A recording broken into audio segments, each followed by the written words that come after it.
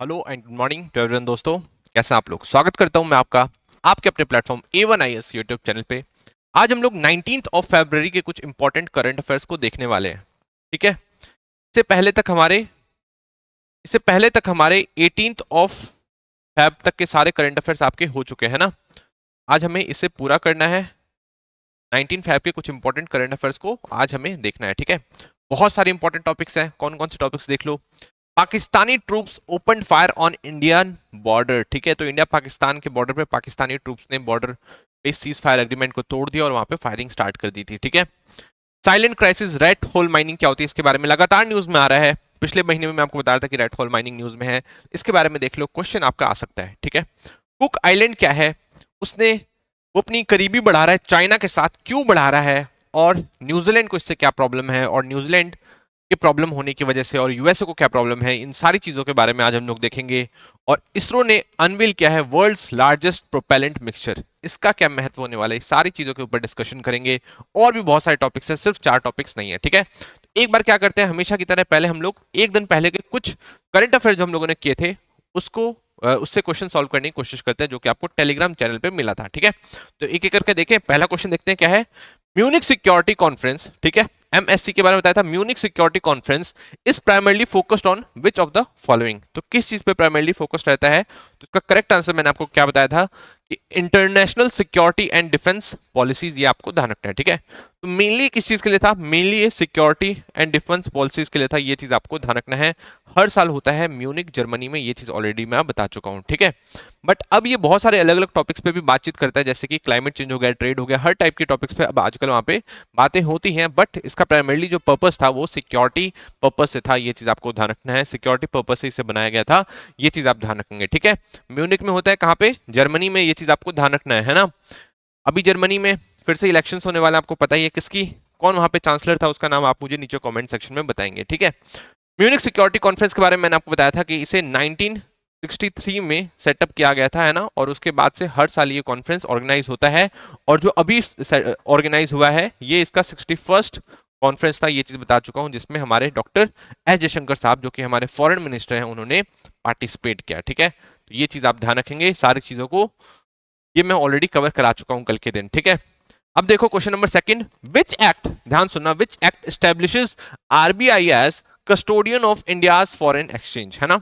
तो foreign exchange के बारे में कल मैंने आपको बताया था और मैंने कहा कि बहुत ज्यादा इंपॉर्टेंट टॉपिक है।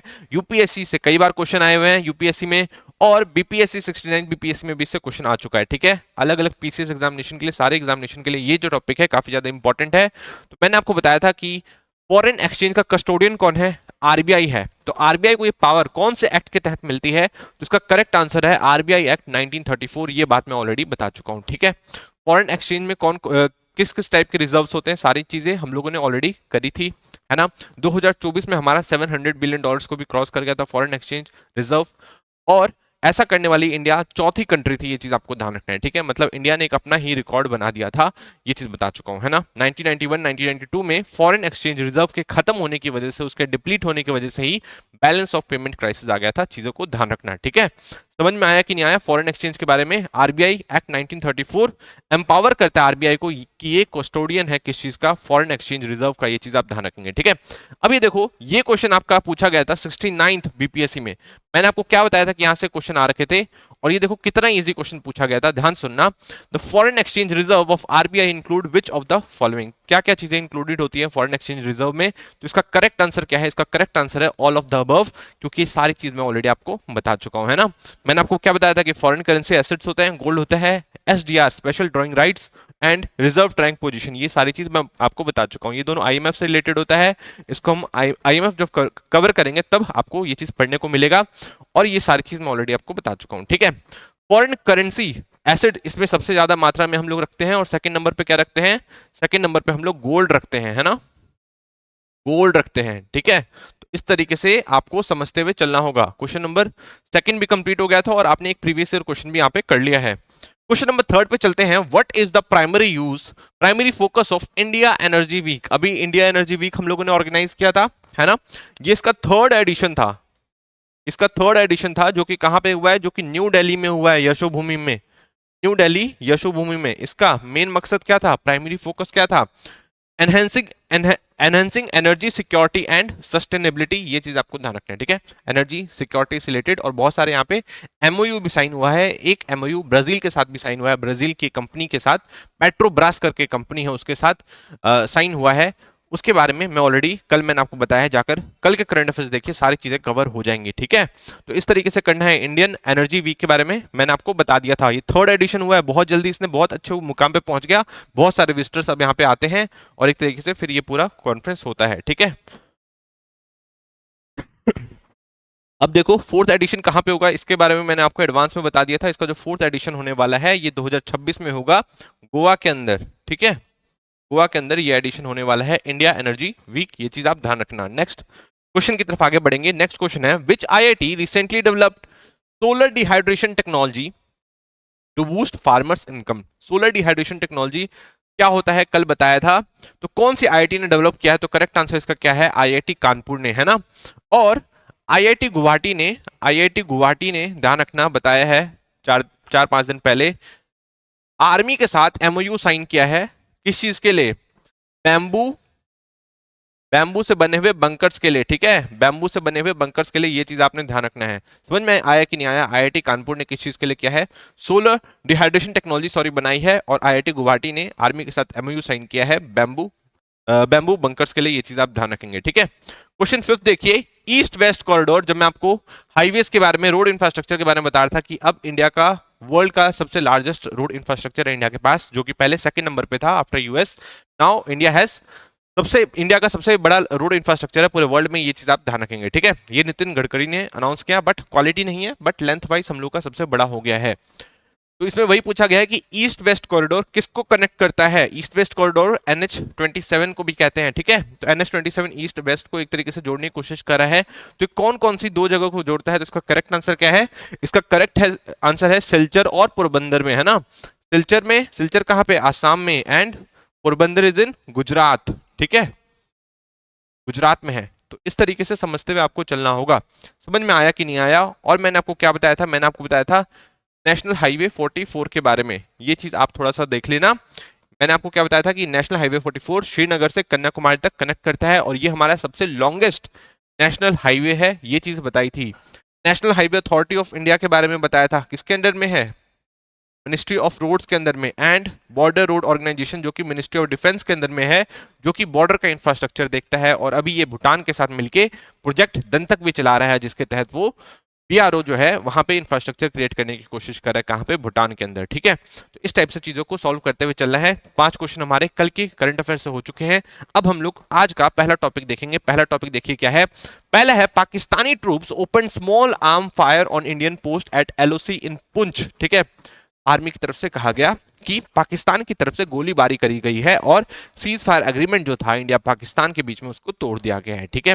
पहले तो पाकिस्तान ये फ्रीक्वेंटली करता रहता था, फिर इंडिया ने उसको खूब सबक सिखाया, और उसके बाद उनके दिमाग में पता नहीं क्या आया, और उन्होंने बोला कि भाई क्यों ना सीज फायर किया जाए। और हम लोगों ने बोला कि भाई हम लोग तो ऐसे शांति पसंद लोग हैं, तो ठीक है कर लेते हैं। उसके बाद कई हद तक पाकिस्तान की तरफ से भी पालन किया गया, बट स्टिल पाकिस्तान अपनी उल्टी हरकतें स्टार्ट कर चुका है, ठीक है। इससे पहले क्या करता था पाकिस्तान, इससे पहले आपको पता है कि लगातार इस टाइप की गोलीबारियां करता रहता था। अभी वो मैच, आईसीसी का मैच होस्ट कर रहा है, और दूसरी तरफ इनवाइट करता है, एक तरफ इनवाइट करता है इंडिया को कि भाई आप आके पाकिस्तान में पार्टिसिपेट करो, और दूसरी तरफ ये लोग हमला करने की कोशिश करते हैं, कहां पे, हमारे बॉर्डर्स पे, है ना। इससे पहले मैंने आपको बता रखा था कि पाकिस्तान के बैट बॉर्डर एक्शन टीम के कुछ जवान भी इंडिया में एंटर करने की कोशिश कर रहे थे, और उसकी वजह से हम लोगों ने वहां पे माइन बिछा रखे थे पहले से ही, और उस माइंस पे उनका पैर पड़ा, उसकी वजह से उन लोगों की मौत हो गई, ठीक है। मतलब लगातार इन्फिल्ट्रेशन करने की कोशिश करी जा रही है, किसकी तरफ से, पाकिस्तान की तरफ से, ये चीज आपको ध्यान रखना है, ठीक है। तो ये जो सीज फायर अग्रीमेंट को तोड़ा गया है, जहां पे गोलीबारी एकदम से करी गई हमारे जवानों के ऊपर, वो कहाँ करी गई है, वो करी गई है पुंछ डिस्ट्रिक्ट में, ठीक है। इस तरीके से समझ के चलना कि बस वही है कि इन्होंने अपना जो एक तरीके से सीज फायर एग्रीमेंट कर रखा था वो तोड़ दिया है, ये आपने ध्यान रखना है, ठीक है। अब यहाँ पे आपको 1-2 चीजों के बारे में पता होना चाहिए। एलओसी के बारे में, कहाँ पे तोड़ा गया है, एलओसी। तो एलओसी क्या है, line of control, line of control, ये आपको ध्यान रखना है, ठीक है। अब यहाँ पे एक चीज आपको ध्यान रखना है कि लीगली एग्रीड बॉर्डर नहीं है, ठीक है। लीगली एग्रीड बॉर्डर नहीं है, मतलब ये एक्चुअल बॉर्डर में नहीं है, ये चीज आपको ध्यान रखना है। बस हम लोगों ने इसको फिलहाल के लिए मान लिया है, दोनों ही मिलिट्री ने। ये मत समझ लेना कि लीगली एग्रीड बॉर्डर है और ये परमानेंट बॉर्डर हो गई, इसे आपको नहीं मान लेना है। ये हम लोगों ने शिमला अग्रीमेंट के बाद, शिमला अग्रीमेंट 1972 में हुआ था, उस टाइम हम लोगों ने इसको एलओसी का नाम दे दिया था। नहीं तो ये जो लाइन है एलओसी, ये 1948 में ही इसे एक तरीके से मान लिया गया था कि हाँ अभी के लिए हम लोग, आप उस वाले एरिया में रहो और हम लोग इस वाले एरिया में रहते हैं, और इसको पूरा रूप दे दिया गया 1972 में शिमला अग्रीमेंट के साथ। ठीक है, शिमला अग्रीमेंट हुआ था ना 1971 वॉर के बाद, तो उसमें इसको रूप दे दिया गया कि हाँ यार ये एक एलओसी होगी, लाइन ऑफ कंट्रोल होगी। उसके उस साइड पाकिस्तान वाले अभी हैं, जो कि हम जिसे हम बोलते हैं पाकिस्तान ऑक्यूपाइड कश्मीर, और उसके इस साइड है अपनी इंडिया की टेरिटरी, ये आपको ध्यान रखना है। ठीक है, उस पार भी इंडिया की टेरिटरी है, बट उसे इलीगली अभी पाकिस्तान ने एक तरीके से कब्जा कर रखा है, ये चीज आप ध्यान रखेंगे। ठीक है, तो समझ में आया कि नहीं आया एलओसी के बारे में, ये चीज आपको ध्यान रखना है। ठीक है, ऐसी एलओसी होता है, ऐसे ही एलएसी होता है, एलएसी है ना, line of actual control between India and China, between India and China, and LOC is between India and Pakistan, India and Pakistan है ना। ये कितने किलोमीटर का है? ये 740 से 770 किलोमीटर के आसपास आपको दिखेगा, 740 किलोमीटर आपने ध्यान रखना है। ठीक है, तो एलओसी की लेंथ है 740 किलोमीटर, और एलएसी की लेंथ कितनी है? एलएसी की लेंथ है 3488 किलोमीटर, 3488 किलोमीटर, और 3488 किलोमीटर इसे इंडिया मानता है, इंडिया मानता है।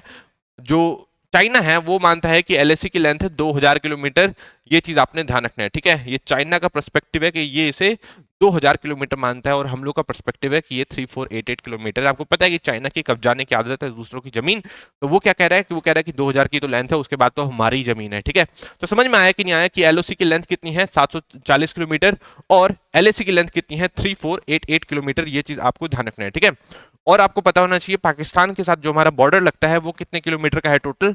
पाकिस्तान के साथ जो बॉर्डर है हमारा वो कितने किलोमीटर का है? वो है 3343 किलोमीटर का, 3343 किलोमीटर का है ना। बांग्लादेश के साथ जो बॉर्डर लगता है हमारा कितने किलोमीटर का है? 4096 किलोमीटर का। तो हर टाइप का जो डेटा है आप थोड़ा इसको ध्यान रखना, क्योंकि लगातार ही न्यूज में आता रहता है। ठीक है, ऐसी म्यांमार के साथ बॉर्डर जो है वो भी आपको पता होनी चाहिए, है ना। इस तरीके से एक एक चीज को कवर करते जाओ। डेटा से रिलेटेड क्वेश्चन कहीं से भी आ सकता है। ठीक है, सीधा फैक्ट से रिलेटेड क्वेश्चन जो है कहीं से भी आ सकता है ना। अब ये जो हमला हुआ था, ये जो अभी सीज फायर को तोड़ा गया है, ये जो गोलीबारी करी गई, ये कहाँ पे करी गई है? पुंछ डिस्ट्रिक्ट में है ना। पुंछ डिस्ट्रिक्ट की मैंने अभी जो मैप है, मैप मैंने जम्मू कश्मीर का इसलिए आपको लगा दिया ताकि मैं राजौरी और बारामूला की लोकेशन आपको दिखा सकूं। ठीक है, क्योंकि ये जो एरिया है पूरा लगातार ही न्यूज में रहता है। पुंछ हो गया, राजौरी हो गया, रईसी डिस्ट्रिक्ट जहां पे आतंकवादियों ने हमला किया था, फिर हो गया ये बारामूला, और ये कुपवाड़ा। ठीक है, तो यहाँ पे आप लगातार ही न्यूज सुनते रहते हैं कि यहाँ पे हमला करा गया है। ठीक है, ये सारी लोकेशन को आप थोड़ा सा देख लेंगे, पुंछ, नीचे राजौरी, फिर रईसी डिस्ट्रिक्ट, बारामूला एंड ऊपर कुपवाड़ा, ये चीज आप ध्यान रखना। ठीक है, और इधर है श्रीनगर, समझ गए। तो इस तरीके से लगातार ही न्यूज में रहता है, तो मैंने सोचा कि एक बार आपके लिए मैप आपको दिखा दिया जाए, है ना। अब देखो, आपको पता है कि नीचे हो गया आजाद कश्मीर, गिलगित पाकिस्तान, इसको पूरा कब्जा कर रखा है आजाद कश्मीर। वो बोलते हैं, पाकिस्तान वाले बोलते हैं कि आजाद कश्मीर है, हमारे लिए तो ये पाकिस्तान ऑक्यूपाइड कश्मीर है, ये चीज आपने ध्यान रखना है। ठीक है, ये हमारा अभी फिलहाल के लिए जो जम्मू एंड कश्मीर वाला एरिया है, ये चीज आपने पता है। ठीक है, अभी कश्मीर वाला एरिया है, ऊपर गिलगित पाकिस्तान है, इधर है आजाद कश्मीर। ये क्या है? ये है शक्सकम वैली। क्या नाम है इसका? शक्सकम वैली। शक्सकम वैली इंडिया का पार्ट होना चाहिए, बट पाकिस्तान ने ले रखा था, कब्जा रखा था, और फिर पाकिस्तान ने एक तरीके से ट्रांसफर कर दिया as a gift to China. कब कर दिया गया? 1963 में कर दिया, ये आपको ध्यान रखना है। ठीक है, तो अभी यहाँ पे चाइना की प्रेजेंस है, कहाँ पे? शक्सकम वैली, ये चीज आप ध्यान रखना है। आपको लोकेशन देखते रहो, लद्दाख के ऊपर है। ठीक है, इस तरीके से आप चीजों को थोड़ा सा देखते रहना होगा, डायरेक्शन के नजरिए से इसको थोड़ा सा आप देखते रहेंगे। ठीक है, यहाँ पे आपको जो एक छोटा सा पार्ट दिख रहा है, ये है सियाचिन ग्लेशियर। क्या है? Siachen glacier, Siachen glacier, Siachen glacier. इस टाइप के क्वेश्चन आपके यूपीएससी में आते हैं, बहुत ही इजी क्वेश्चन बनते हैं, पर आ जाते हैं, आपको ध्यान रखना है। ठीक है, अब सियाचिन ग्लेशियर से आप देखो, नॉर्थ में आपको क्या दिख रहा है? शक्सकम वैली दिख रहा है, और इसके ईस्ट में क्या है? अक्साई चीन है, ये चीज आप ध्यान रखेंगे। ठीक है, तो चीजों को आपको थोड़ा सा मार्क करते हुए चलना होगा। यहाँ पे आपको कहीं नुब्रा वैली दिखेगा, शायद मैंने पिक्चर भी लगा रखा है, देखते हैं हम लोग लगा रखा है कि नहीं। हाँ, ये रहा, देखो नुब्रा वैली भी मैंने लगा रखा है। तो नुब्रा वैली के जस्ट नॉर्थ में क्या है? सियाचिन ग्लेशियर, ये चीज आपको ध्यान रखना है। नॉर्थ वेस्ट भी आप कह सकते हो, नॉर्थ वेस्ट में क्या है? शक्सकम वैली है, ये चीज आप ध्यान रखेंगे, जिसे पाकिस्तान ने चाइना को एज अ गिफ्ट दे दिया था। ठीक है, नॉर्थ नॉर्थ वेस्ट आएगा, नहीं तो नॉर्थ आएगा तो इसे क्या लगा के आएंगे आप, सक्सकम वैली लगा के आएंगे। और नॉर्थ में ही आपका क्या है, सियाचिन ग्लेशियर है, नुब्रा वैली से मैं आपको बता रहा हूँ, ठीक है। ये है लेह। इस तरीके से चीजों को आपको थोड़ा सा मार्क करते हुए चलना होगा। लद्दाख में अभी 5 नए डिस्ट्रिक्ट भी बने थे, तो उन सारी चीजों की लोकेशन भी आपको पता होनी चाहिए और उनके नाम भी आपको पता होने चाहिए, ठीक है। ऐसे मैं कई बार करवा चुका हूं, बट अभी के लिए मैं नहीं करवा रहा हूं। दोबारा न्यूज में आएगा तो दोबारा मैं उसके पार्ट में जाऊंगा कि लद्दाख में कौन कौन से नए डिस्ट्रिक्ट बने हैं, ठीक है। तो अभी के लिए ये फिलहाल आपको इतना ध्यान रखना है। समझ में आया कि नहीं आया? इससे ऑलरेडी कई बार क्वेश्चन आ चुके हैं, इसलिए मैं आपको बता दे रहा हूँ। अब ये क्या है, एलएसी की जो हमारी टोटल लेंथ है वो कितनी है, 3488 किलोमीटर, बट चाइना कितना मानता है, 2000 किलोमीटर, है ना। अब उसमें देखो जम्मू एंड कश्मीर में कितना पड़ता है, 1597 किलोमीटर, हिमाचल प्रदेश में 200 किलोमीटर, उत्तराखंड में 345 किलोमीटर, सिक्किम में 220 किलोमीटर और अरुणाचल प्रदेश में 1126 किलोमीटर। ये चीज आपने ध्यान रखना है, ठीक है। तो समझ में आया कि नहीं आया? सबसे ज्यादा कहाँ पड़ेगा, जम्मू एंड कश्मीर में एंड देन अरुणाचल प्रदेश में। यहाँ पे भी कंफ्यूजन हो सकती है, तो कंफ्यूजन होने के जहां जहां चांसेस हैं उसको आप थोड़ा सा मिटिगेट करते हुए आपको आगे बढ़ते रहना है, ठीक है। अब हम लोग चल रहे हैं सेकंड टॉपिक के ऊपर। सेकंड टॉपिक क्या है, the silent crisis of rat hole mining, है ना। रैट होल माइनिंग आपने सुना होगा, इसके बारे में मैं आपसे लास्ट मंथ भी बात कर रहा था। रैट होल माइनिंग क्या होती है, लगातार ही न्यूज में आ रही है। अभी ये न्यूज में इसलिए चल रही है क्योंकि आसाम के गुवाहाटी कोर्ट ने कॉग्निजेंस लिया है कि बताओ भाई ये रेड होल माइनिंग अभी भी क्यों चल रही है आसाम के अंदर। अभी आपको पता है कि आसाम में एक बहुत ही बुरी घटना घट गई थी, जिसमें हमारे कई सारे माइनर्स, कई सारे लेबरर्स से उनकी मौत हो गई थी, है ना। वो लोग भी क्या कर रहे थे, वो भी रेड होल माइनिंग ही कर रहे थे। अब ये रेड होल माइनिंग है क्या, इसके बारे में हम लोग को जान लेना जरूरी होता है। तो अब जो कोल्स होते हैं, कोल होता है, कोल को एक्सट्रैक्ट करने के लिए रेट होल माइनिंग का इस्तेमाल किया जाता है, जिसमें एक व्यक्ति, जो भी मतलब व्यक्ति हैं, जो भी लेबरर्स हैं, वो मैनुअली जाके उसको खोद खोद कर निकालते हैं, वहां से कोल को एक्सट्रैक्ट करने की कोशिश करते हैं। अब इसमें उनके लिए बहुत बड़ी बड़ी प्रॉब्लम क्रिएट हो जाती है, क्योंकि वो इस तरीके के केव्स में घुसते हैं और एक तरीके से माइनिंग करते हैं। मैं आपको पिक्चर दिखाता हूँ, कितना खतरनाक ये दिखता होगा। इस टाइप से वो जाते हैं मैनुअली और अंदर से जाके खोद कर कोल को निकालने की कोशिश करते हैं, जिसको हम लोग तुरंत यूज करके इलेक्ट्रिसिटी बना लेते हैं, ठीक है। तो इलेक्ट्रिसिटी बनाने के लिए कोल की आवश्यकता है, और कोल के लिए ये जो माइनर्स हैं इस टाइप से अंदर जाते हैं और एक तरीके से कोल को निकालने की कोशिश करते हैं। समझ में आया कि नहीं आया? यही पूरा इशू है। इसको बैन कर दिया गया था नेशनल ग्रीन ट्रिब्यूनल द्वारा, एनजीटी द्वारा 2014 में ही बैन लगा दिया गया था। और लास्ट में सुप्रीम कोर्ट ने भी इस बैन को अपहेल किया कि भाई ये बैन बिल्कुल सही लगाया आप लोगों ने, क्योंकि इस टाइप का जो है इसमें कई सारे लोगों की मौत हो जाती है। ये चीज आपको ध्यान रखना है, ठीक है। अब मेन मुद्दा ये है कि इस टाइप का जो काम है अभी भी क्यों चल रहा है, जब ऑलरेडी ये बैन हो चुका है। सुप्रीम कोर्ट ने भी इस बैन को अपहेल कर दिया है, अपहोल्ड कर दिया, उसके बाद अपहेल कर दिया है, उसके बाद भी अभी भी ये माइनिंग इस टाइप की क्यों होती है। तो इसका रीजन एक ये भी है कि हर जगह मैकेनाइज्ड मशीन जो होती हैं, बड़ी बड़ी जो मशीन होती हैं, वो नहीं जा सकती, ठीक है। तो जरूरत पड़ती है कि इस टाइप के माइनर्स की सहायता ले जाए, क्योंकि थोड़ा सस्ता भी पड़ता है, इसलिए ये चीज आपने ध्यान रखना है, ठीक है। तो इसलिए काफी ज्यादा प्रेवलेंट रहता है। सेकंड चीज है, इसका पॉवर्टी भी एक रीजन हो सकता है, क्योंकि इनको तुरंत ये काम करने के बदले तुरंत कैश में पैसा मिल जाता है, तो इनको लगता है कि यार ठीक है, जैसे तैसे करके ये लाइफ जीने की कोशिश करते हैं, कुछ पैसे कमाने की कोशिश करते हैं। ये चीज आपको ध्यान रखना है, ठीक है। थर्ड, इसमें ये भी देखा गया है कि बच्चे बहुत ज्यादा मात्रा में इन्वॉल्व होते हैं, क्योंकि ऑब्वियसली जब वो बच्चे होते हैं, पतले होते हैं, फ्लेक्सिबल होते हैं, तो आसानी से इन छोटी छोटी जगह में घुस जाते हैं और निकालने की कोशिश करते हैं। बट इससे काफी बुरी घटनाएं घटती रहती हैं, जैसे कि वहां पे उनको हो सकता है कभी कभी ऑक्सीजन लेने की कमी हो जाती है, ऑक्सीजन की कमी की वजह से उन लोगों की मौत हो जाती है पास। और कभी कभी तो ऐसा भी होता है कि जो पूरा माइन है वही उनके ऊपर गिर जाता है और उसकी वजह से वो दब के मर जाता है, ठीक है। तो बड़ी बड़ी घटनाएं होती रहती है यहाँ पे, और इस वजह से इसको बैन कर दिया गया था एनजीटी ने, नेशनल ग्रीन ट्रिब्यूनल ने 2014 के अंदर। बट स्टिल, जैसे कि मैनुअल स्कैवेंजिंग को बैन कर दिया गया, बट स्टिल वो चल रहा है, तो वैसे ही इसको भी बैन कर दिया गया था, बट ये स्टिल अभी भी प्रेवलेंट है। ये चीज आपको ध्यान रखना है, ठीक है। नॉर्थ ईस्ट एरिया में ये बहुत ज्यादा, नॉर्थ ईस्ट रीजन जो है इंडिया का, नॉर्थ ईस्ट स्टेट्स में काफी ज्यादा प्रेवलेंट है, और खासकर आसाम बोला जाए, आसाम एंड मेघालय में, मेघालय को सबसे टॉप पे रखना, मेघालय में सबसे ज्यादा प्रेवलेंट रहता है इस टाइप की रैट होल माइनिंग, है ना। ये चीज आपने ध्यान रखना है। अभी आपने कुछ दिन पहले, आई थिंक 2024 की तो बात है, आपने सुना होगा सिलक्यारा टनल वाले में, जो उत्तरकाशी का टनल था, सिलक्यारा टनल, उसमें हमारे 41 लेबरर्स फंस गए थे। अब वो रेट होल माइनिंग नहीं कर रहे थे, वो तो बस एक टनल बना रहे थे, बट जब वो फंस गए तो रेट होल माइनिंग का ही सहारा लेना पड़ा था, ठीक है। खुदाई कर करके थोड़ा थोड़ा करके खुदाई करके मैनुअली इन सारे लेबरर्स की जान बचाई गई थी, है ना। 20 ज्यादा ये ऑपरेशन चला था, और आपको पता है कि पूरे देश की निगाह इस पे टिकी हुई थी। तो जिस सहारे का जिस वे का मतलब जिसका सहारा लिया गया वो था वो रेड होल माइनिंग, ये चीज आपको ध्यान रखना है, ठीक है। तो उस टाइम भी रेड होल माइनिंग काफी ज्यादा न्यूज में आ गया और लोग सोचने पे मजबूर हो गए कि ये रेड होल माइनिंग है क्या, ये पूरा तरीका है क्या, और किस तरीके से इसको किया जाता है, ये चीज आपको ध्यान रखना है, ठीक है। आई थिंक आप ये सारी चीजों को समझ पा रहे होगे। बट अभी ये बैन है अभी भी, बट नॉर्थ ईस्ट रीजन जो है इंडिया का वहां पे प्रेवलेंट है, ये आपने ध्यान रखना है, ठीक है।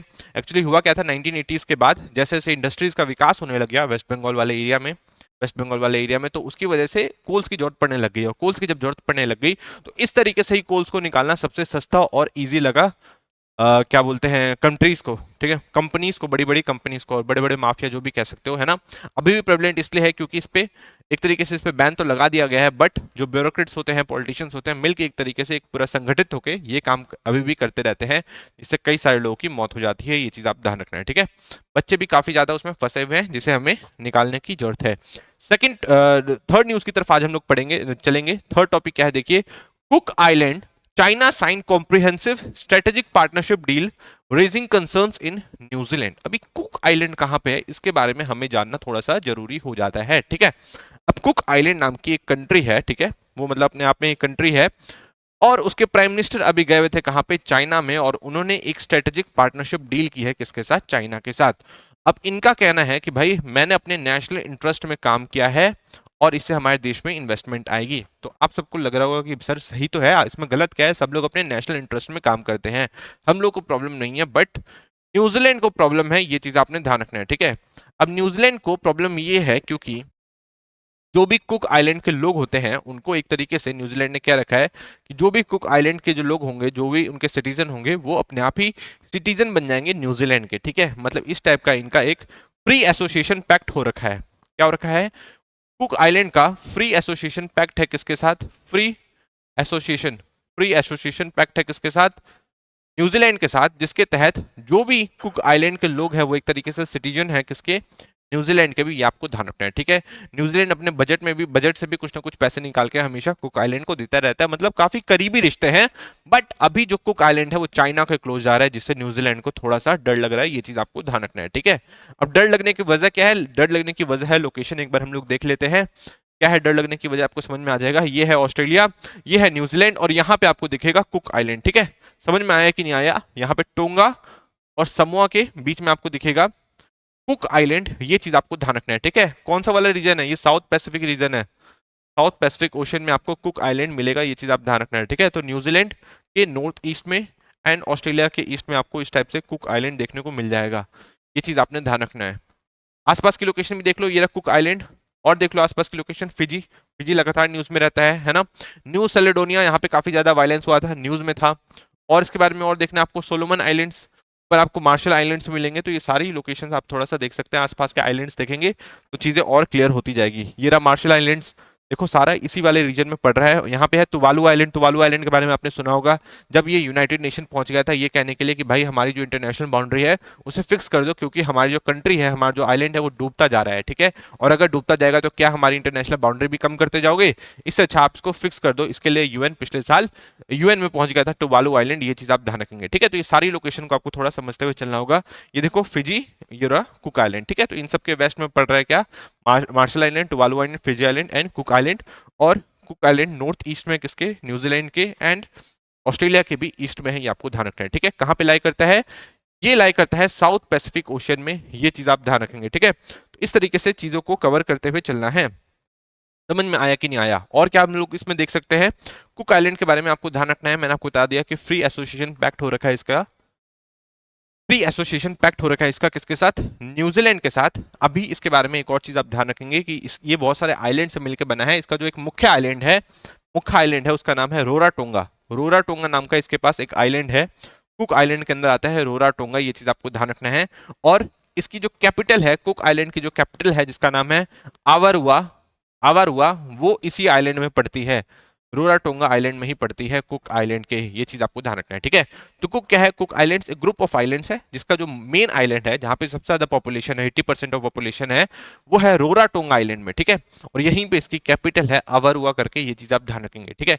तो कुक आइलैंड की लोकेशन आपको पता होनी चाहिए। न्यूजीलैंड को क्यों डर लग रहा है आपको पता होना चाहिए। चाइना का वहां पे इन्फ्लुएंस बढ़ेगा, चाइना उसको पैसे देगा तो ऑब्वियसली उसके साथ भी कुछ कुछ चीजें आती ही है ना, हर एक कंट्री के साथ ऐसा होता है। तो इसलिए न्यूजीलैंड को और ऑस्ट्रेलिया को भी इससे सिक्योरिटी का खतरा होगा ही, है ना। और न्यूजीलैंड और ऑस्ट्रेलिया एक क्लोज अलाय हैं किस चीज के, यूएसए के, तो यूएसए को भी इस चीज से खतरा लगता है, जिसे वो बहुत जल्द आपको काउंटर करते हुए देखने को मिलेगा, ठीक है। तो समझ में आया कि नहीं आया, इस तरीके से आपको चीजों को थोड़ा सा समझते हुए चलना होगा। नेक्स्ट देखते हैं हम लोग, नेक्स्ट टॉपिक की तरफ हम लोग आगे बढ़ेंगे। नेक्स्ट है technological marvel, ISRO unveils world's largest solid propellant mixture, a boost for India's space self reliance, ठीक है। अब आप सोच रहे होंगे कि सर ये world's largest solid propellant mixture क्या है, इसके बारे में हम लोग जानेंगे कि सॉलिड प्रोपेलेंट मिक्सचर क्या होता है, इसके बारे में हम लोग को जानना है। अभी के लिए जानो कि इस प्रोजेक्ट को लेड किसने किया था, इसको लेड किया था सतीश धवन स्पेस सेंटर ने, किसके साथ मिलकर, सेंट्रल मैन्युफैक्चरिंग टेक्नोलॉजी इंस्टीट्यूट, इसके साथ मिलकर इस सॉलिड प्रोपेलेंट मिक्सचर को बनाया है, ठीक है। सॉलिड प्रोपेलेंट मिक्सचर को बनाया है, समझ में आया कि नहीं आया। अब जानो कि ये सॉलिड प्रोपेलेंट मिक्सचर क्या होता है, इसे हम लोग को जानना थोड़ा सा जरूरी होगा, है ना। अब सॉलिड प्रोपेलेंट मिक्सचर के लिए जानने के लिए आपको पता होना चाहिए कि सॉलिड रॉकेट प्रोपेलेंट्स क्या होते हैं। सॉलिड रॉकेट प्रोपेलेंट्स अगर आपको पता है, अगर आपने साइंस एंड टेक में स्पेस वाला पढ़ा हुआ है, स्पेस वाला टॉपिक पढ़ा हुआ है, तो आपको पता होगा कि बहुत सारे अलग अलग टाइप के प्रोपेलेंट्स होते हैं, लिक्विड होते हैं, सॉलिड होते हैं, ठीक है, अलग अलग टाइप के हो सकते हैं प्रोपेलेंट्स। तो उसमें ही सॉलिड रॉकेट प्रोपेलेंट होता है, और उसमें उसमें खास बात ये रहती है कि जो भी फ्यूल होता है, जो भी बाइंडर्स होते हैं, जो भी ऑक्सीडाइजर होते हैं, सब एक ही चीज में मिक्स रहते हैं। अब इस चीज को मिक्स करने के लिए ये जो अलग अलग टाइप के फ्यूल्स हैं, जो केमिकल्स हैं, इन सारे केमिकल्स को मिक्स करने के लिए इस टाइप के मिक्सर की जरूरत होती है। और इस टाइप का मिक्सर इंडिया ने खुद का वर्ल्ड का सबसे लार्जेस्ट मिक्सर बनाया है, ठीक है। अब इसमें क्या होगा, इसमें जो भी फ्यूल होता है, फ्यूल के अंदर अंदर जो अलग अलग टाइप के केमिकल्स हो, जैसे ऑक्सीडाइजर की जरूरत पड़ती है, बाइंडर्स की जरूरत पड़ती है, ठीक है, और भी अलग अलग केमिकल्स की जरूरत पड़ती है। तो इन केमिकल्स को मिक्स करने के लिए एक मिक्सर होना चाहिए। ये जो मिक्सर है, इसे हम लोग क्या कह रहे हैं, इसको हम लोग कह रहे हैं सॉलिड प्रोपेलेंट मिक्सचर। ये चीज आपको ध्यान रखना है, ठीक है। मतलब इससे क्या होगा, इससे जो फ्यूल है उसको हम लोग अच्छी तरीके से मिक्स कर सकते हो, मिक्स करेंगे तो एक तरीके से उतना ही स्मूथ होगा। जब स्मूथ होगा तो इसको हम लोग इजिली किसी भी रॉकेट को लिफ्ट करने के लिए कर सकते हैं ना।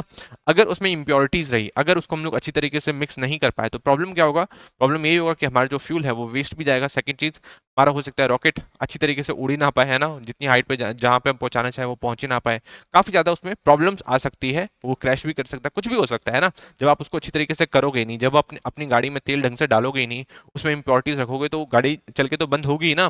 तो मतलब जरूरी है कि हमारे पास एक अच्छी तरीके से ये सारी चीजों को सॉल्व करने वाला मिक्सर होना चाहिए, मतलब अच्छी तरीके से फ्यूल्स को मिक्स करने वाला मिक्सर होना चाहिए। और यही मिक्सर हम लोगों ने खुद से बनाया है, ये चीज आपको ध्यान रखना है, ठीक है। किसने बनाया है, सतीश धवन स्पेस सेंटर ने सेंट्रल मैन्युफैक्चरिंग टेक्नोलॉजी इंस्टीट्यूट के साथ मिलकर बनाया है, ये चीज आप ध्यान रखेंगे, ठीक है। तो समझ में आया कि नहीं आया। अब आपको सॉलिड प्रोपेलेंट मिक्सचर समझ में आ गया होगा, पर सॉलिड जो प्रोपेलेंट फ्यूल्स होते हैं, इसके बारे में अभी भी आपको थोड़ी सी हो सकता है, सॉलिड रॉकेट प्रोपेलेंट्स जो होते हैं, इसके बारे में अभी भी आपको थोड़ी सी कंफ्यूजन होगी। बट आप देख लेना, जब आप रॉकेट्स के बारे में पढ़ेंगे तो आपको पता चलेगा कि बहुत अलग अलग टाइप के उसमें स्टेजेस होते हैं, और उन स्टेजेस को आप पढ़ेंगे तभी आपको ये सारी चीजें थोड़ी सी ज्यादा क्लैरिटी में मिलेगी, ठीक है। जिसने ऑलरेडी साइंस एंड टेक पढ़ रखा होगा उसको थोड़ी ज्यादा इसमें क्लैरिटी मिली होगी, और हो सकता है आपको ज्यादा अच्छे से अभी भी समझ में ना आया हो, क्योंकि आपको पहले थोड़ा सा इसका स्टैटिक पोर्शन पता होना चाहिए, तभी थोड़ा समझ में आएगा, है ना। नेक्स्ट टॉपिक पे हम लोग आगे बढ़ते हैं। India sends first trial shipment of pomegranate to Australia via sea route, ठीक है। तो इस टाइप के पोमीग्रेनेट अनार भेजे गए हैं कहाँ पे, ऑस्ट्रेलिया में। ऐसे भी भेजे आते थे कुछ टन्स में, बट उसकी जो मात्रा थी काफी ज्यादा कम थी। ये हम लोग बाय एयर भेजते थे, अब ऑस्ट्रेलिया को हम लोग बाय शिप भेज रहे हैं, क्योंकि हम लोग को इसका एक्सपोर्ट को भी बढ़ाना है कहाँ पे, ऑस्ट्रेलिया मार्केट में। ये चीज आपको ध्यान रखना है, ठीक है। आपको पता है कि ऑस्ट्रेलिया ने कई सारे एक्सपोर्ट के ऊपर, इंडिया के कुछ एक्सपोर्ट्स के ऊपर जो टैरिफ्स है उसको कम कर रखा है, और इंडिया ने भी सेम वही चीज कर रखी है, ठीक है। तो ये चीज आपको ध्यान रखना है, और इसलिए हम लोग क्या करना चाहते हैं, एक्सपोर्ट को बढ़ाना चाहते हैं, पोमीग्रेनेट के एक्सपोर्ट को ऑस्ट्रेलिया के अंदर बढ़ाना चाहते हैं। और इसके लिए हम लोगों ने अब उसका शिपमेंट के माध्यम से, शिप्स के माध्यम से हम लोग उसको एक्सपोर्ट करने की कोशिश करें ऑस्ट्रेलिया के अंदर, ठीक है। तो बाय प्लेन पहले भी जाते थे, बट अब हम लोग पोमीग्रेनेट को जाते हुए देखेंगे कहां से, बाय शिप ऑस्ट्रेलिया के अंदर। ये चीज आप ध्यान रखेंगे, ठीक है। नेक्स्ट है India Japan joint military exercise to begin at Mount Fuji from Feb 25, ठीक है। तो फैब 25 से 13 मार्च के बीच में ज्वाइंट मिलिट्री एक्सरसाइज होगी, किसके बीच में? जापान एंड इंडिया के बीच में। नाम क्या है? नाम एक बार थोड़ा सा देख लेंगे। इसका नाम क्या है? इसका नाम है धर्मा गार्डियन। ये चीज आपने ध्यान रखना है, ठीक है। इंडिया और जापान के बीच में क्या होता है? जो एक्सरसाइज है उसका नाम क्या है? धर्मा गार्डियन। ये चीज आपको ध्यान रखना है। कहाँ पे होगा? जापान में ही होगा, ये आपने ध्यान रखना है। और जापान में माउंट फूजी में होगा, ये चीज आपको ध्यान रखना है, ठीक है। अब ये किस चीज पे फोकस करेगा? इंटरऑपरेबिलिटी पे ही ऑब्वियसली फोकस करेगा। मैंने आपको बता रखा है कि सबका जो मेन मकसद होता है, आप इंटरऑपरेबिलिटी आप इसको डाल सकते हो, ठीक है। तो 6th एडिशन होने वाला है धर्मा गार्डियन। आपको पता होना चाहिए किसके बीच में? इंडिया एंड जापान के बीच में। होगा कहाँ पे? डेस्टिनेशन आपको पता होनी चाहिए, जापान में माउंट फूजी, है ना। साइक्लोन 3 एक्सरसाइज, साइक्लोन 3 एक्सरसाइज, इसके बारे में बता रखा है कि ये किसके बीच में हो रहा है? ये इंडिया एंड इजिप्ट के बीच में हो रहा है और अभी भी चल ही रहा है। इंडिया एंड इजिप्ट के बीच में हो रहा है। ये कहाँ पे हो रहा है? ये Mahajan firing field range, Bikaner Rajasthan में हो रहा है, ठीक है। बीकानेर डिस्ट्रिक्ट में महाजन फील्ड फायरिंग रेंज है, वहां पे साइक्लोन 3 एक्सरसाइज चल रही है इंडिया और इजिप्ट के बीच में। ये आपको ध्यान रखना है। 3rd एडिशन है। इससे पहले 2 एडिशन हो चुके हैं और एक साल इंडिया में होता है, एक साल इजिप्ट में होता है। तो आपको 2 मैंने अभी आपको याद करवा दिए, एक साइक्लोन 3 एंड एक इंडिया और जापान के बीच में धर्मा गार्डियन। अब धर्मा गार्डियन को याद कैसे रखोगे? जापान में मेन इन्फ्लुएंस किस चीज का है? बुद्धिज्म का है। और बुद्धिज्म कहाँ से निकला है? बुद्धिज्म निकला है इंडिया से। तो दैट मीन्स कि धर्मा गार्डियन, ये आप ध्यान रखेंगे। समझ में आया कि नहीं आया? तो इंडिया और इजिप्ट के बीच में एक बार थोड़ा सा देख लो, एक दो मैं आपको और याद करवा लेता हूँ अभी। इंडिया और इजिप्ट के बीच में क्या है? साइक्लोन 3 एक्सरसाइज, ये चीज आप ध्यान रखेंगे, ठीक है। साइक्लोन एक्सरसाइज होती है। इंडिया और जापान के बीच में क्या होता है? इंडिया एंड जापान के बीच में धर्मा गार्डियन होता है। क्या? धर्मा गार्डियन होता है। ये चीज आप ध्यान रखेंगे, ठीक है। नोमैडिक एलिफेंट के बारे में कई बार पूछा गया है, तो इंडिया और मंगोलिया के बीच में आपको ध्यान रखना है। इंडिया एंड मंगोलिया के बीच में, मंगोलिया के बीच में नोमैडिक एलिफेंट, नोमैडिक एलिफेंट नाम की एक्सरसाइज होती है। नोमैडिक एलिफेंट नाम की एक्सरसाइज होती है, ठीक है। इंडिया और बांग्लादेश के बीच में बता रखा है। इंडिया एंड बांग्लादेश के बीच में संप्रीति एक्सरसाइज आपको पता होगी। संप्रीति एक्सरसाइज, संप्रीति एक्सरसाइज नहीं तो बोंगो सागर के बारे में जानते होंगे, नाम से पता चल रहा है बोंगो सागर। नहीं तो इंडिया बांग्लादेश कॉर्पोरेट, इसके बारे में ऑलरेडी पता होगा आपको, है ना। वैसे ही इंडिया और मालदीव्स के बीच में भी पता होगा। देखो India and Maldives, India and Maldives अगर आपसे पूछे, इंडिया एंड मालदीव्स के बीच में जो एक्सरसाइज है उसको क्या कहते हैं हम लोग? इक्विरीन एक्सरसाइज कहते हैं। क्या? इक्विरीन एक्सरसाइज कहते हैं। ये चीज आप ध्यान रखेंगे। तो ऐसी बहुत सारे एक्सरसाइजेज हैं जो आपको पता होना चाहिए, है ना। चाइना और इंडिया के साथ देख लो, चाइना और इंडिया के साथ कौन सा होता है? चाइना एंड इंडिया के साथ होता है हैंड इन हैंड, जो कि लास्ट टाइम हुआ था 2019 में, उसके बाद नहीं हुआ क्योंकि कोविड भी आ गया था और फिर हमारे रिश्ते भी चाइना के साथ अच्छे नहीं चल रहे थे, है ना। वैसे ही मैत्री एक्सरसाइज होगी। मैत्री एक्सरसाइज किसके साथ होती है? हमारी थाईलैंड के साथ होती है मैत्री एक्सरसाइज। इस तरीके से आपको थोड़ा सा समझते हुए चलना होगा, है ना। वैसे ही फ्रांस के साथ हमारी होती है गरुड़ वरुण, आपको पता होगा। फ्रांस के साथ भी हमारी कुछ एक्सरसाइज होती है। फ्रांस के साथ कौन कौन सी होती है? फ्रांस के साथ होती है हमारी वरुण एक्सरसाइज, गरुड़ एक्सरसाइज और शक्ति एक्सरसाइज, है ना। शक्ति एक्सरसाइज। इस तरीके से चीजों को कवर करते हुए चलना है। समझ में आया कि नहीं आया?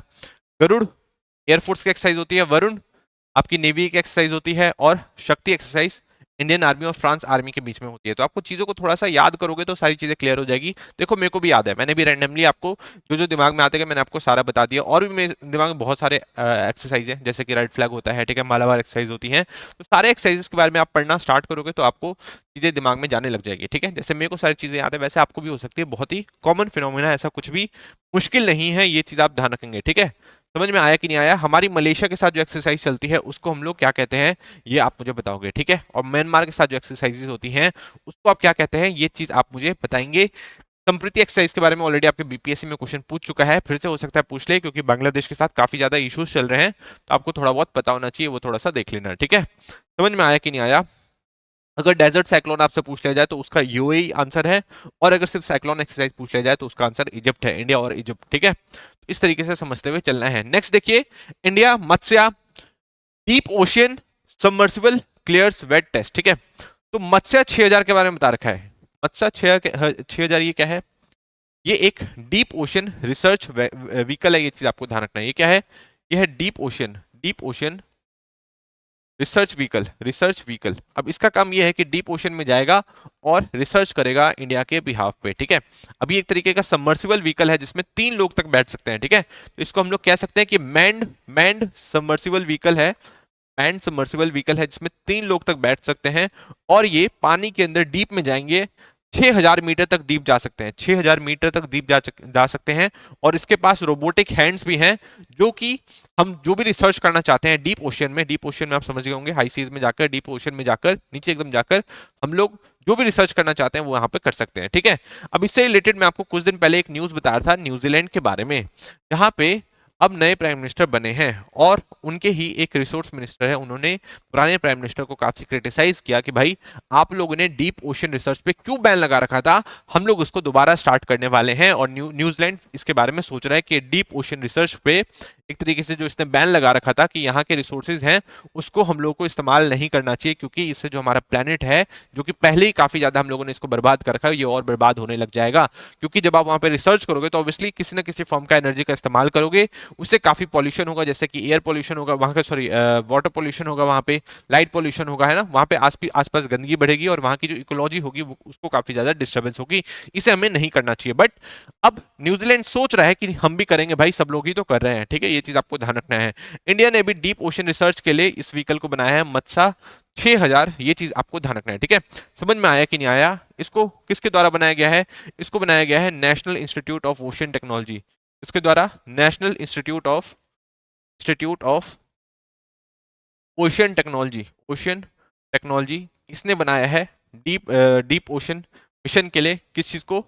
मत्स्य 6000 को, मत्स्य 6000 को, ये चीज आपको ध्यान रखना है, ठीक है।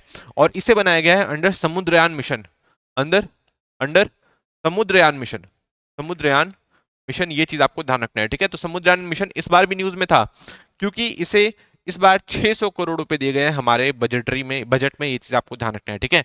तो 600 करोड़ रुपए दिए गए हैं हमारे बजट में समुद्रयान मिशन को। और अब मत्स्य 6000 को पानी के अंदर छोड़ा जाएगा, उसमें 6 लोग बैठेंगे, उसके उनके आसपास एक परत होगी जो कि टाइटेनियम एलॉय की बनी रहेगी, ताकि उनको प्रोटेक्शन मिलती रहे। और फिर वो उसके अंदर ऑक्सीजन, ये सब सारी फैसिलिटीज होंगी, लाइफ सेविंग सारी फैसिलिटीज होंगी, वो पानी के अंदर जाएंगे।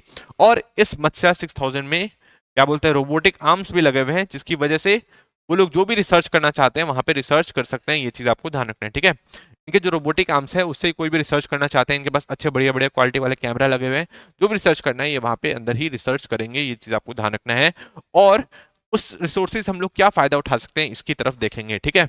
मैंने आपको बता रखा है पॉलीमेटेलिक न्यूड्यूल्स के बारे में, खासकर जो रिसर्चेज होती है पॉलीमेटेलिक नोड्यूल्स होती है, क्योंकि इसमें कई सारे जो मिनरल्स हैं, मेटेलिक और नॉन मेटेलिक मिनरल्स छुपे हुए हैं, ये चीज आपको ध्यान रखना है, ठीक है। कोबाल्ट निकल भी यहाँ पे काफी ज्यादा मात्रा में मिलता है, मैंगनीज भी कई ज्यादा मात्रा में मिलता है। इस चीज के लिए हम लोग इस टाइप की रिसर्चेस करने के लिए मत्स्य 6000 का हम लोगों ने का इनोवेशन किया है, ये चीज आप ध्यान रखेंगे, ठीक है। समझ में आया कि नहीं आया? इंडिया का पहला मैन्ड सबमर्सिबल व्हीकल है, ठीक है, समझ में आया? अब हम लोग नेक्स्ट टॉपिक पे आगे बढ़ते हैं। समुद्रयान मिशन मत्स्य 6000 आपको दिख रहा होगा, ठीक है।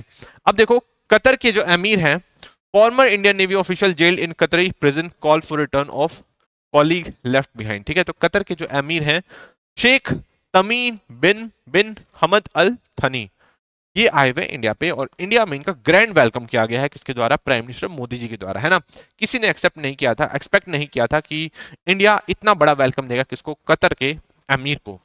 ये जिस टाइप का वेलकम है, मुझे लास्ट और जहां तक याद आ रहा है डोनाल्ड ट्रंप को मिला था, जब वो एंट्री कर रहे थे राष्ट्रपति भवन में, ठीक है, कार से अपनी, तो उस टाइम तोपों की सलामी दी गई थी। तो ये भी जब एंट्री कर रहे थे तो उनको भी तोपों की सलामी दी गई, मतलब कुछ अलग ही लेवल का वेलकम दिया गया। और प्राइम मिनिस्टर मोदी जी खुद भी लेने गए थे, किनको? वहां के अमीर को लेने गए थे। दैट मीन्स की सारा प्रोटोकॉल तोड़ के उनको रिसीव किया गया एयरपोर्ट पे, किसके द्वारा? प्राइम मिनिस्टर मोदी जी के द्वारा, ठीक है। जो कि ऐसा नहीं होता आम हाल फिलहाल, ऐसे होता है कि कोई फॉरेन मिनिस्टर का कोई बंदा होगा, फॉरेन मिनिस्टर का कोई बंदा होगा, ज्यादा से ज्यादा फॉरेन मिनिस्टर जाते हैं। बट हमें देखने को मिला कि नहीं, अमीर को लेने के लिए सीधा जो हमारे प्राइम मिनिस्टर मोदी जी हैं वो खुद ही गए थे, है ना। अब आपको इससे 1 साल पहले ही जाना होगा, 1 साल पहले आपने न्यूज सुनी होगी कि कुछ लोगों को, नेवी ऑफिशियल्स को, जिस पे आरोप लगाया गया था कि ये एक तरीके से इजरायली पीपल के लिए काम करते हैं, इजरायली गवर्नमेंट के लिए काम कर रहे हैं। कुछ इंडिया के 8 नेवी ऑफिसर को मौत की सजा सुना दी गई थी। ये चीज आपको ध्यान रखना है वहां के कोर्ट द्वारा, ठीक है। अब लोग सोच रहे थे कि अब इसको हैंडल कैसे किया जाएगा। उस time prime minister Modi ji ने एक तरीके से इंटरवेंशन की थी और पर्सनली बात करी थी वहां के अमीर से, और उन्होंने ये बात सुनी भी, और उसमें से 7 लोगों को उन्होंने छोड़ दिया था, ठीक है। 8 लोगों को भी एक तरीके से छोड़ ही दिया था, बट अभी भी उसको वहां पे रखा हुआ है। अभी वो कतर छोड़ के बाहर नहीं जा सकता, जिनका नाम है पूर्णेंदु तिवारी। तो पूर्णेंदु तिवारी अभी भी वहीं पे हैं, उनको अभी मौत की सजा उनको नहीं सुनाई गई है। अभी वो अभी बचे हुए हैं, बट कतर के अंदर हैं, और 7 लोग जो है इंडिया आ गए थे। तो हो सकता है ये जो 8वां आदमी बच गया था वो भी, उसको भी इंडिया भेज दिया जाए। ये चीज आपको ध्यान रखना है, ठीक है। तो अब इनको काफी ग्रैंड वेलकम दिया गया, उनको देना भी चाहिए भाई। इन्होंने हमारे 7 जवानों को छोड़ा, और साथ में हम लोग इनसे 48% ऑफ नेचुरल गैस भी इंपोर्ट करते हैं। 48% ऑफ नेचुरल गैस भी इंपोर्ट करते हैं, एलएनजी इंपोर्ट करते हैं। ये आपको ध्यान रखना है, ठीक है। इस तरीके से समझते हुए चलना है, इनकी इंपॉर्टेंस बहुत ज्यादा है हमारे लिए। समझ में आ रहा है कि नहीं आ रहा। और कतर जो है काफी ज्यादा एक इंपॉर्टेंट अलाय भी है यूएसए का, ये आपको ध्यान रखना है। यूएसए के बिहाफ पे बहुत सारे काम करता है। दोहा अग्रीमेंट आपने सुना होगा, यूएसए एंड तालिबान के बीच में होता है। तो ये सारी चीज कहाँ पे होती है, कतर के दोहा में ही होती है। ये चीज आप ध्यान रखेंगे, ठीक है। कतर की लोकेशन देख लीजिए। देखो कतर और कुवैत में बहुत सारे लोगों को कंफ्यूजन होती है ना, क्योंकि नाम थोड़े सेम से दिखते हैं, तो कतर और कुवैत कंफ्यूजन हो जाती है। तो आपको ध्यान रखना है, इराक ने हमला किया था कुवैत के ऊपर। यही चीज आपने देखी थी एयरलिफ्ट मूवी के अंदर, है ना। तो इस पे हमला किया था इराक ने कुवैत के ऊपर। तो आपको ध्यान रखना है, कुवैत है इराक के साइड, और कतर है नीचे बहरीन के नीचे, ठीक है। समझ में आ रहा है कि नहीं आ रहा। इराक, कुवैत, बहरीन और कतर, ठीक है। फिर उसके बाद है यहाँ पे यूएई। ये चीज आप ध्यान रखेंगे। कहाँ पे है ये सब पर्शियन गल्फ के अंदर है, और इसे कहते हैं bay of bay of bay of Bahrain, ठीक है। बे ऑफ बहरीन किसके बीच में है, बहरीन और कतर के बीच में है। बे ऑफ बहरीन सेपरेट करा है कतर और बहरीन को।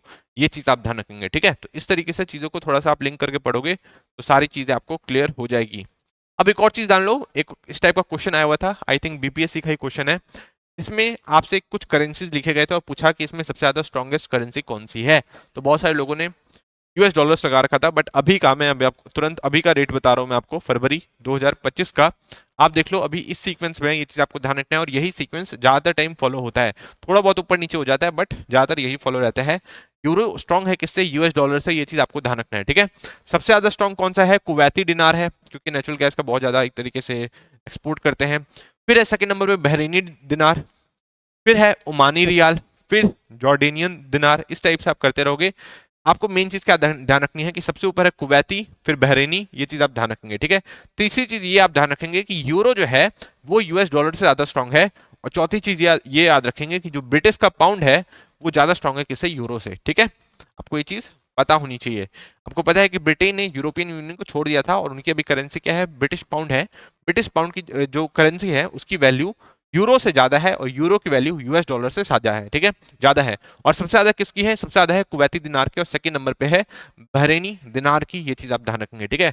इस सीक्वेंस में क्वेश्चन आ सकता है, ऑलरेडी क्वेश्चन आ चुका है। ये मत सोचना कि इस टाइप के क्वेश्चन नहीं आएंगे, आएंगे, और इस टाइप का ऑलरेडी क्वेश्चन आ चुका है। तो इसलिए सारी चीजों को क्लियर करते हुए चलो, ठीक है। ये सीक्वेंस याद रखना। यूरो से यूएस डॉलर से स्ट्रॉन्ग यूरो है, यूरो से स्ट्रॉन्ग क्या है, यूरो से ज्यादा स्ट्रॉन्ग है ब्रिटिश पाउंड, उससे ज्यादा स्ट्रॉन्ग बहरीनी दिनार, और उससे ज्यादा स्ट्रॉन्ग कुवैती दिनार, जो कि सबसे ज्यादा स्ट्रॉन्ग है, ठीक है। इस तरीके से चीजों को आपको कवर करते हुए चलना होगा। नेक्स्ट देखते हैं, ministry of Ayush opens nomination for prime minister yoga awards 2025। तो मिनिस्ट्री ऑफ आयुष ने नॉमिनेशंस को एक तरीके से ओपन कर दिया है प्राइम मिनिस्टर योगा अवार्ड के लिए। ये आपको ध्यान रखना है, ठीक है। तो जिसको भी फाइल करना चाहे वो कर सकता है। ये जो अवार्ड है 4 कैटेगरी में दिया जाता है, national individual, national organisation, international individual and international organisation, ठीक है। जिसमें जो भी जीता है उसको 25-25 लाख रुपए दिए जाते हैं। ये चीज आपको ध्यान रखना है, ठीक है। पर इसमें अगर आपको कैटेगरी में जाना है तो उसके लिए कुछ कैटेगरी को फॉलो करना पड़ेगा, कुछ चीजों को आपको पूरा करना पड़ेगा। आपकी जो उम्र है वो कम से कम 40 साल होनी चाहिए। अब आप सोचोगे 40 साल क्यों, तो इसमें इस टाइप का डाला गया है कि आप 40 ईयर्स के कम से कम होने चाहिए, तभी आप नेशनल इंडिविजुअल वाले कैटेगरी में अप्लाई कर पाएंगे।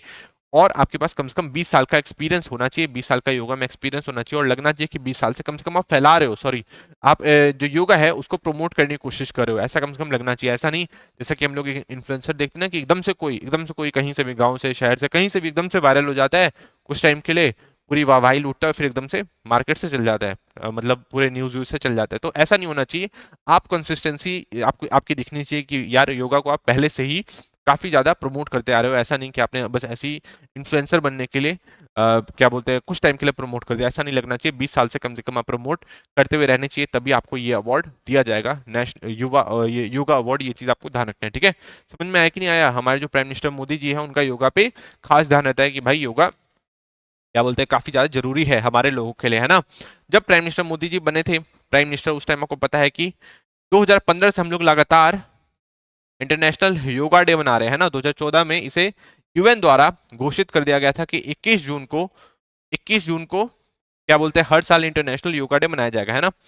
जून में ही आई थिंक मई जून में ही तो प्राइम मिनिस्टर मोदी जी ने शपथ ली थी, 5 जून के आसपास ली होगी, 26 तारीख को आई थिंक रिजल्ट आया था। 4-5 तारीख तक उन्होंने शपथ ले ली थी और 21 तारीख को घोषित कर दिया गया था यूनाइटेड नेशन की तरफ से कि 21 जून से हम लोग हर साल 21 जून को इंटरनेशनल योगा डे मनाएंगे। 2015 से हम लोग लगातार मना रहे हैं, ये आप ध्यान रखेंगे, ठीक है। तो समझ में आ रहा है कि नहीं आ रहा है? जितने लोग योगा करेंगे उससे हमारी जो सॉफ्ट पावर है वो भी बढ़ेगी, है ना। क्योंकि उसके पीछे का जानेंगे कि स्टार्ट कहाँ से हुआ है, तो स्टार्ट कहाँ से हुआ है? स्टार्ट ऑब्वियसली इंडिया से हुआ है, ठीक है। तो इस तरीके से चीजों को आपको क्लियर करते हुए चलना है। आज के लिए यहीं पे रखते हैं और आज की वीडियो को यहीं पे समाप्त करेंगे। जो भी इंपॉर्टेंट क्वेश्चंस होंगे मैं आपको आपके टेलीग्राम चैनल पे दूंगा, उसे सॉल्व करिए और फिर नेक्स्ट डे हम लोग आज की तरह सॉल्व करते हुए आगे बढ़ेंगे, ठीक है। इसी के साथ आज की वीडियो को समाप्त करना चाहूंगा। Thank you so much.